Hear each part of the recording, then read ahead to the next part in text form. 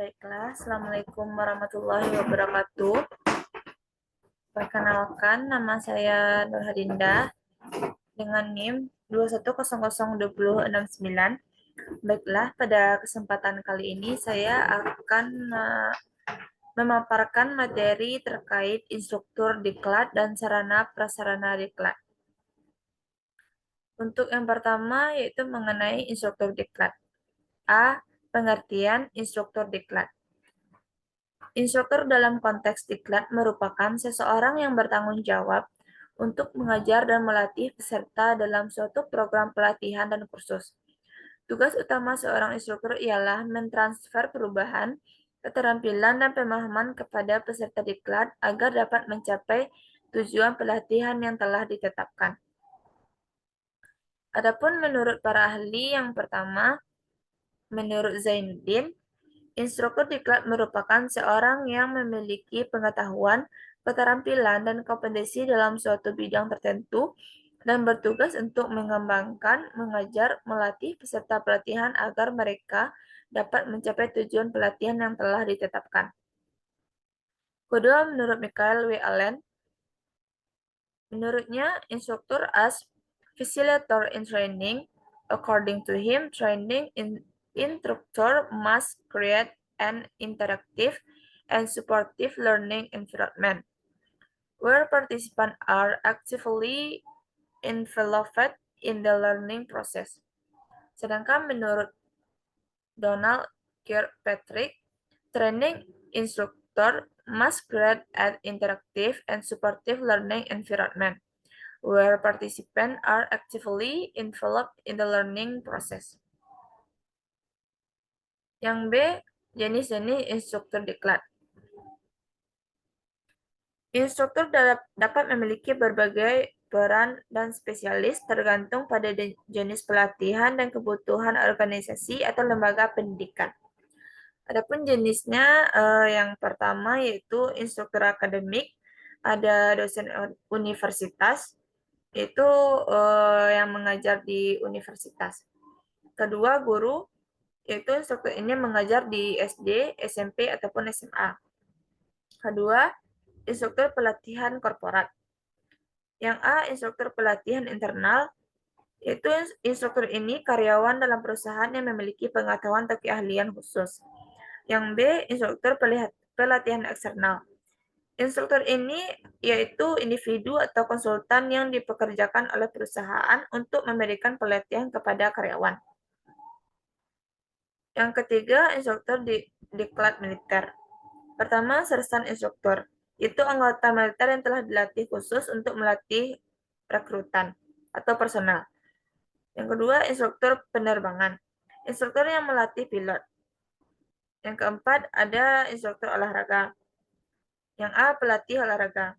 Instruktur ini mengajar atlet atau tim olahraga dalam teknik olahraga, strategi permainan, dan kondisi fisik. Yang B, instruktur kebugaran. Instruktur ini bertanggung jawab untuk mengajar kelas kebugaran. Yang kelima, instruktur bahasa asing.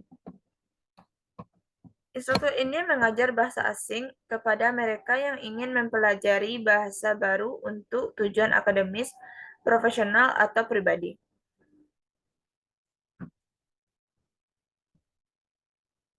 Selanjutnya yaitu syarat-syarat pelatih instruktur.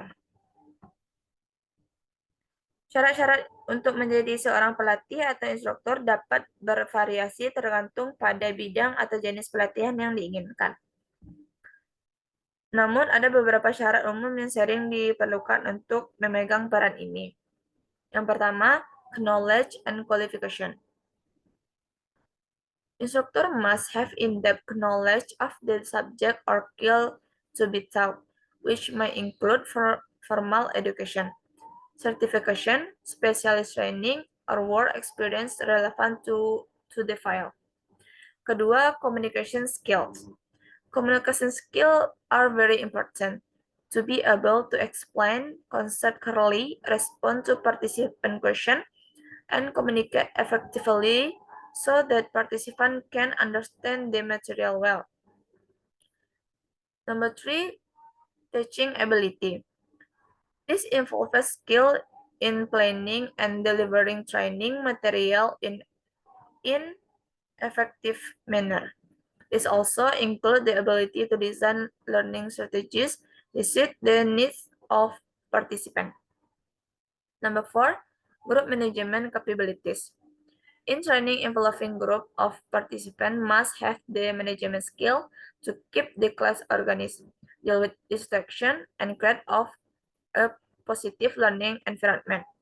Number 5, assessment and feedback capabilities.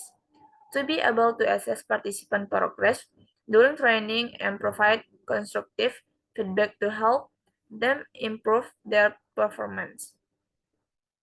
Number 6, practical experience. Some trainer or instructor roles require practical work experience in a relevant field. For example, a financial coach must have experience in financial. Number 7, certification. Selanjutnya, tugas dan peran instruktur. Instruktur memiliki peran dan tugas penting dalam penyampaian materi, pelatihan, atau pembelajaran kepada peserta. Peran dan tugas instruktur dapat bervariasi tergantung pada konteks dan jenis-jenis pelatihan. Tetapi dalam umumnya, ada tugas dan peran yang biasanya diemban oleh seorang instruktur. Pertama, tugas instruktur, delivering training material. Kedua, planning learning. Ketiga, developing training material. Keempat, provide help and support. Kelima, managing a class or group. Adapun peran instruktur, pertama, learning facilitator, evaluation and assessment, model positive behavior, dan keempat, mentor and mentors. Yang E, indikator trainer. Indikator kinerja seorang trainer adalah pelatih dapat berguna tergantung pada jenis pelatihan, tujuan pelatihan, dan konteksnya. Berikut ada beberapa indikator kinerja yang umumnya digunakan untuk menilai seorang trainer. Pertama, evaluasi peserta. Yang kedua, kemajuan peserta. Ketiga, kualitas materi pelatihan. Keempat, kemampuan pengajaran. Kelima, manajemen kelas atau kelompok. Dan keenam, umpan balik peserta. Baiklah, untuk materi selanjutnya itu mengenai sarana dan prasarana diklat. Adapun A, pengertian dari sarana dan prasarana diklat. Menurut Munia 2006, sarana adalah segala jenis peralatan yang berfungsi sebagai alamat utama atau langsung untuk mencapai tujuan. Misalnya tempat tidur, toilet, tempat sampah, dan lain-lain.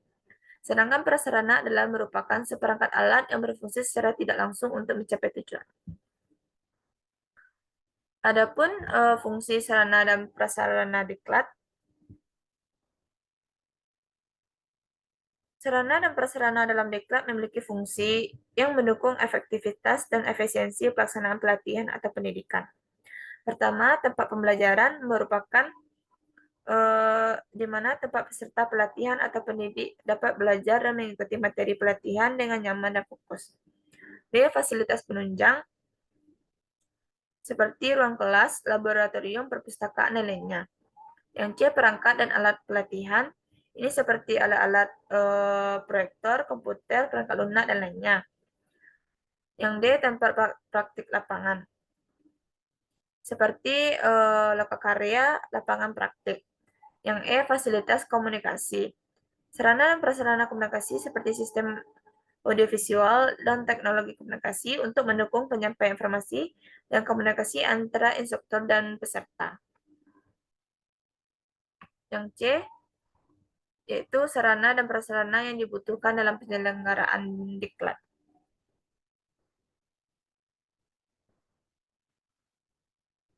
Penyelenggara program diklat memerlukan berbagai sarana dan prasarana yang agar dapat berjalan dengan efektif dan efisien. Berikut adalah beberapa contoh sarana dan prasarana yang dibutuhkan dalam penyelenggaraan diklat. Pertama, ruang diklat. Yang B, alat pelajaran yang terdiri dari pembukuan.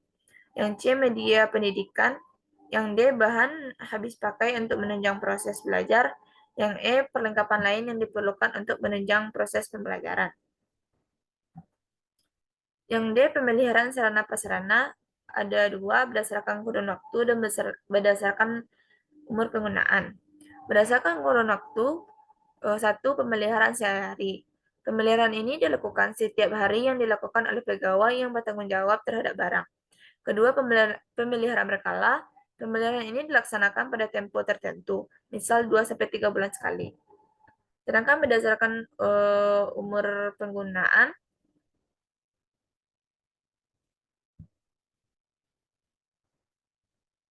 yaitu 1. Usia barang secara fisik. Setiap barang, terutama barang elektronik dan mesin, memiliki batas waktu tertentu dalam penggunaannya.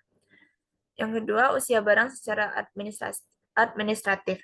Dalam pelaksanaan sehari-hari, jarang ditemui barang yang kondisi fisiknya 0%. Biasanya dilihat pada segi umur administrasinya, setelah 5 tahun akan digantikan dengan barang yang baru untuk mengurangi biaya-biaya pemeliharaan. Yang E, kendala dalam menentukan media. A. Waktu. Keterbatasan waktu dalam pembelajaran dengan menggunakan metode dan masing-masing metode memerlukan penggunaan media yang berbeda durasinya. Yang B. Dana. Penerapan metode-metode pengajaran dapat menyebabkan perbedaan penggunaan dana dan menentukan media yang cocok. Yang C. Media. Setiap media menggunakan sumber yang berbeda dan hal ini membutuhkan keterampilan tertentu. Terakhir, gedung dan sarana kelas yang dapat digunakan untuk pelatihan. Ruang belajar yang tersedia juga dapat dimanfaatkan untuk proses terlaksananya pelatihan. Contoh, ruang belajar dapat dibagi menjadi ruang kelas besar dengan kapasitas 300 sampai 400 orang, ruang kelas dengan kapasitas 40 sampai 50 orang, dan ruang kelas kecil dengan kapasitas 15 sampai 20 orang. Adapun menurut The Rocky Mountain Association of Meeting Planners, merekomendasikan tentang luas ruang untuk setiap peserta. Ruang seminar 50 meter, ruang kelas 35 meter, teater 25 meter, ruang makan 30 meter, dan ruang serbaguna 25 meter. Baiklah, hanya itu yang dapat saya sampaikan. Apabila terdapat kesalahan, saya mohon maaf. Saya sudahi dengan Assalamualaikum warahmatullahi wabarakatuh.